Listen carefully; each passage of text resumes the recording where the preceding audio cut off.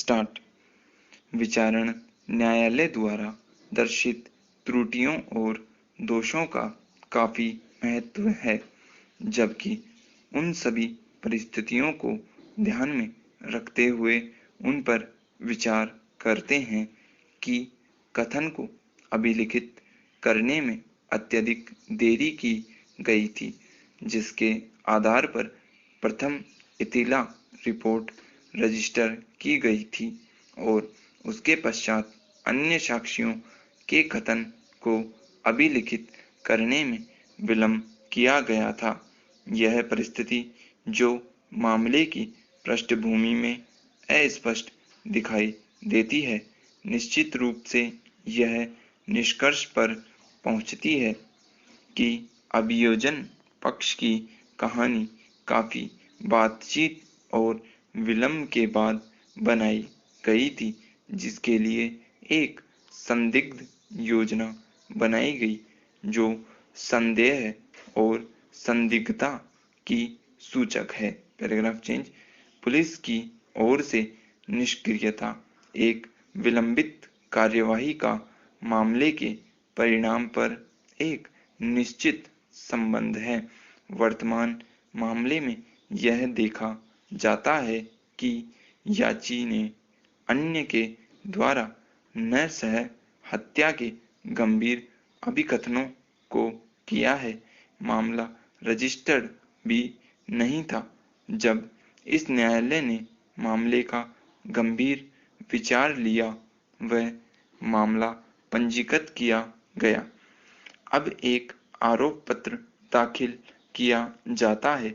पश्चात के आरोप पत्र के दाखिल करने के प्रकाश में न्यायालय का विचार यह है कि एक निश्चित मामला इस तरह सीबीआई जांच के लिए नहीं बनाया गया है। राष्ट्रीयता की परिधि अत्यंत व्यापक है।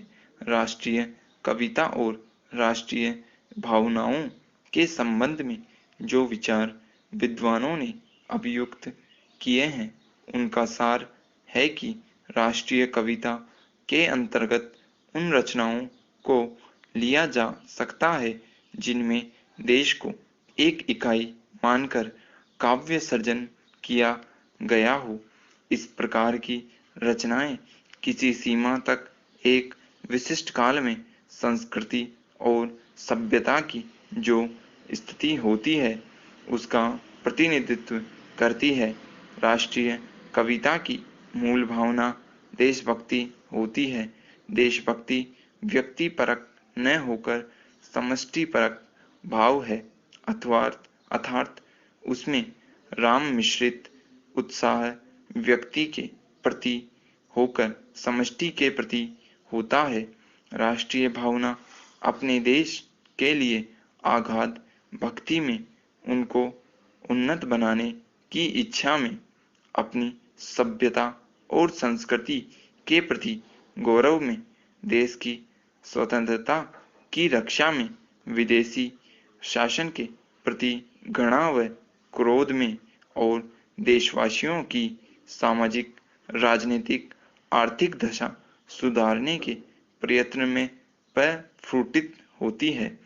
राष्ट्रीय भावना से परिपूर्ण काव्य में देश की महिमा गाई जाती है। अतीत का गौरव गान होता है। देशवासियों को मातृभूमि के लिए मर मिटने के लिए प्रोत्साहित किया जाता है और देश की उन्नति में बाधक प्राचीन रूढ़ियों, कुप्रथाओं के प्रति जनता के हृदय में विद्रोह की भावना जागृत की जाती है।